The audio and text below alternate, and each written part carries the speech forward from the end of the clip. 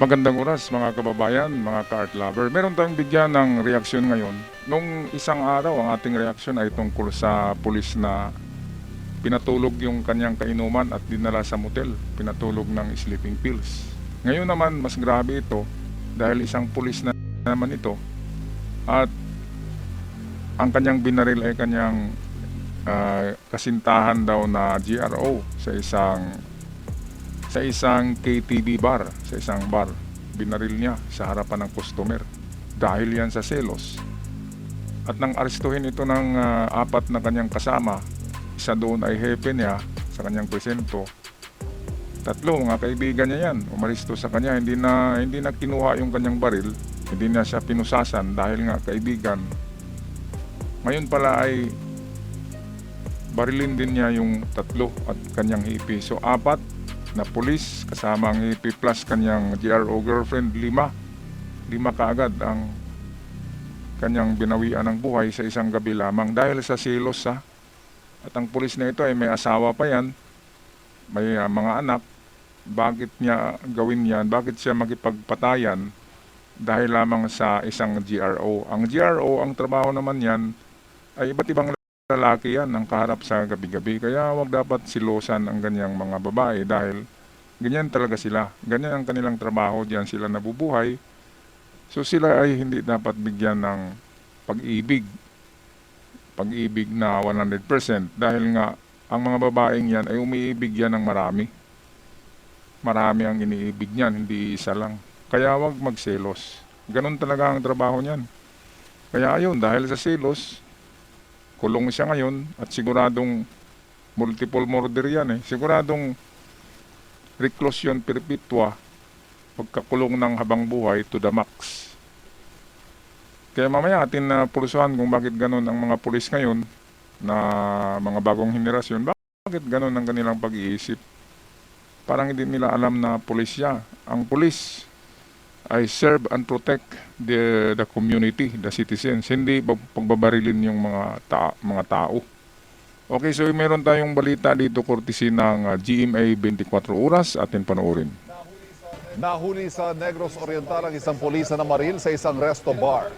Pinagbabaril din ng suspect ang mga kabarong umaresto sa kanya, kabilang ang kanilang hepe. Nakatutok si JP Soriano.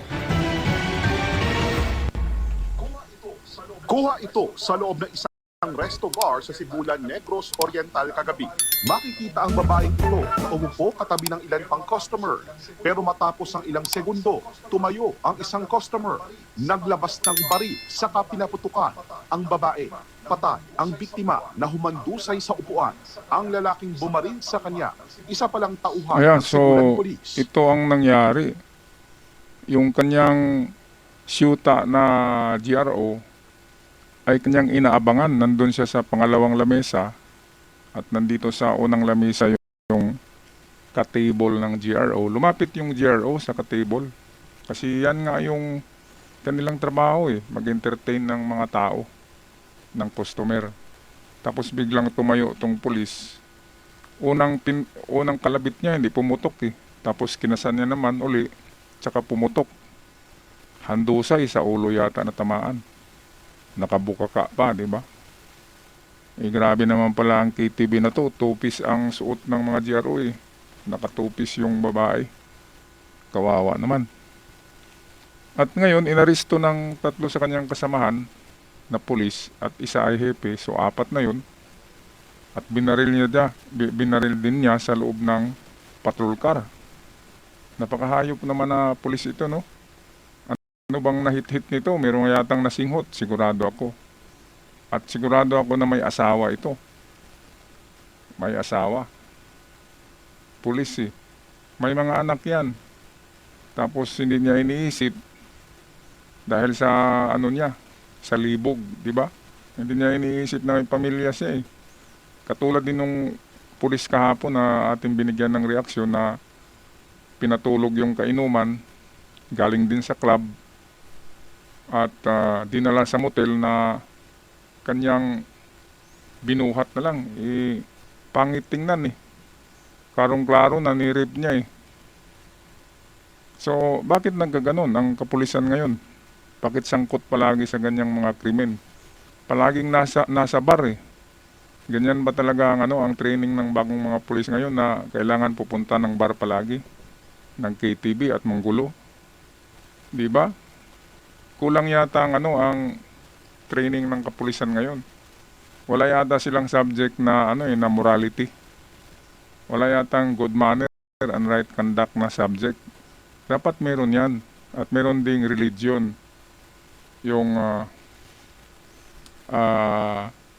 Bible study, dapat matakot ang pulis sa Diyos. Kasi kung hindi maniniwala ang kapulisan sa Diyos, ay hindi rin sila maniniwala sa batas ng tao. Kaya akala nila na sila na yung hari dahil may dala na baril, ay baril ng baril na lang kung anong gusto. Di ba? Mas masahol pa ang mga ganyang klaseng pulis eh. Pero hindi naman lahat. Meron ding talagang makadiyos at mabait na mga pulis. Pero sa nakikita natin ngayon ay bawat linggo merong 4, 5, halos araw-araw eh. Merong pulis na sangkot sa ganito. Dahil sa mga babae. Babae talagang kasi pumupunta sila ng mga nightclub. Ang maganda dito, dapat pagbawalan lahat ng kapulisan na pumunta ng nightclub kasi nagsisilos pala eh. Mga chick boy pala yan na stick to one eh, yung puso. Ang dami namang babae diyan sa KTV, di ba? Kung na-table yung girlfriend mo, punta ka tawag ka ng iba. Ganun lang naman talaga yon kasi ganyan ang trabaho ng mga GRO. Kawawa naman yung GRO, galing pa yan ng probinsya eh, walang yan eh. Walang natapos na kurso kaya nag-GRO. Tapos babarilin mo. Napakawalang hiya. Balik tayo sa balita, kurtesi ng 24. Mabilis naman siyang naaresto sa resto bar ng tatlo niyang kabaro. Pero habang nasa loob sila ng sasakyan patungong istasyon, pinagbabaril ng sospek ang tatlong umaresto sa kanya, kabilang ang kanilang hepe. Naiwan sa kalsada ang Ayan, mga biktima tumakas pa habang ang ang sospek tarantado. mabilis na tumakas. Ang tanong dito, bakit binaril niya yung mga kakilala niya? Kaibigan niya yun eh. Pareho sila ng presento. Pati pa yung kanyang hepe. Kaya nga yung kanyang hepe sumama sa pag-aresto sa kanya ay para susurinder siya. Ngayon ang pagkakamali ng mga pulis, hindi sinunod ang protokol eh. Dapat pinusasan, pusas sa likod ng kamay, nagaganyan. Paano ba makaputok yan kung nasa likod ang kamay at nakapusas? At hindi rin kinumpiska yung baril na ginamit sa pagbaril sa babae. Dapat kinumpiska. Yun yung kulang sa training sa ating kapulisan, na dapat sundin ang mga protokol dahil hindi nababasa yung utak ng tao eh. Ano bang klaseng utak yan? Pagkatapos niyan, ano bang kulang dyan? Walang mga subject na good manners and right conduct. Walang subject na ethics. Walang subject na religion. During training ng mga pulis, dapat mayroong ganyan para matatakot yan sa Diyos. At hindi lang yan ha. Anong silbi ng mga psychotic test, neuro test? Di ba mayroong neurology test ang mga pulis? Anong silbi ng mga psychologist na nagtatrabaho diyan? Bakit hindi nila tinitingnan talaga ng maigi kung ang pulis na ito ay may sakit sa utak o wala? Dapat diyan i-concentrate ng ating Department of PNP na talagang maglagay ng mga totoong psychologist, mga neurologist, at yung neuro exam dapat hindi yung binabayaran. Binabayaran kasi yan para papasa. Tapos yung drug test, binabayaran din yan. Dapat mahigpit sa drug test kasi tanging mga drug addict lamang ang magagawa ng mga ganito na wala na sa pag-iisip. Demonyo na yung pumapasok sa utak eh. Dahil sa droga at alam nyo, ay wag niyong sisihin si PBBM. Hindi si PBBM ang nagbenta ng mga droga, kundi China. Kaya ang sisihin natin ay grabe talagang droga sa Pilipinas dahil sa China. Palihim na pinapasok nila dito ang droga. Nakasubmarino lang yan eh. sinusubmarino lang yan ng China. Katulad sa Venezuela, meron silang mga submarino i-deliver sa Pilipinas.